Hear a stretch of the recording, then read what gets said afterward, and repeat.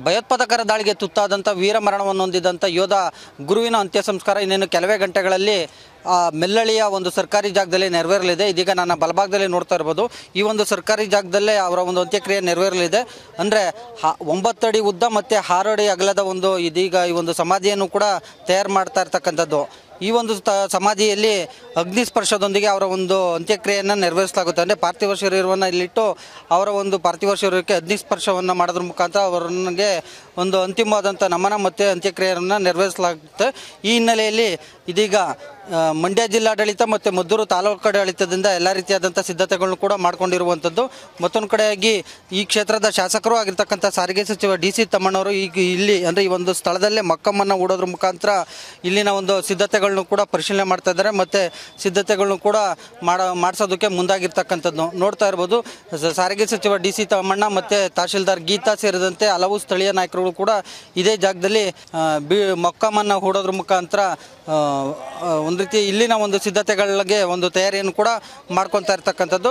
ಇನ್ನೇನು ಕೆಲವೇ ಕ್ಷಣಗಳಲ್ಲಿ HAL ಏರ್ಪೋರ್ಟ್ನಿಂದ ಗುಡಿಗೆರೆ ಕಾಲೋನಿಗೆ ಪಾರ್ಥಿವ ಶರೀರ ಆಗಮಿಸುತ್ತೆ. ಅಲ್ಲಿ ಸಾರ್ವಜನಿಕ ದರ್ಶನಕ್ಕೆ ಕೆಲ ಗಂಟೆಗಳ ಕಾಲ ಇಟ್ಟು ಅಂತ್ಯಕ್ರಿಯೆಯನ್ನು ನೆರವೇರಿಸಲಾಗುತ್ತೆ.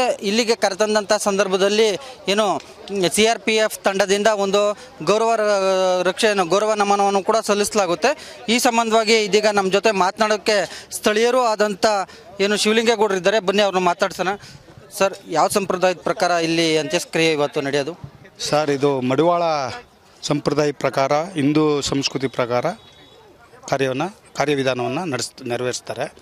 ಇದು ಪೂರ್ವ ಪಶ್ಚಿಮ 6 ಅಡಿ, ಉತ್ತರ ದಕ್ಷಿಣ 9 ಅಡಿ ಇದನ್ನು ಹಾಕಿ ಇದು ಸೌದೆ ಕಟ್ಟಿಗೆಗಳನ್ನ ಹಾಕಿ ಅಗ್ನಿ ಸ್ಪರ್ಶ ಮಾಡಿ ಹಿಂದೂ ಸಂಪ್ರದಾಯ ಪ್ರಕಾರವಾಗಿ ಮಡಿವಾಳ ಸಂಪ್ರದಾಯವನ್ನು ನೆರವೇರಿಸ್ತಾರೆ.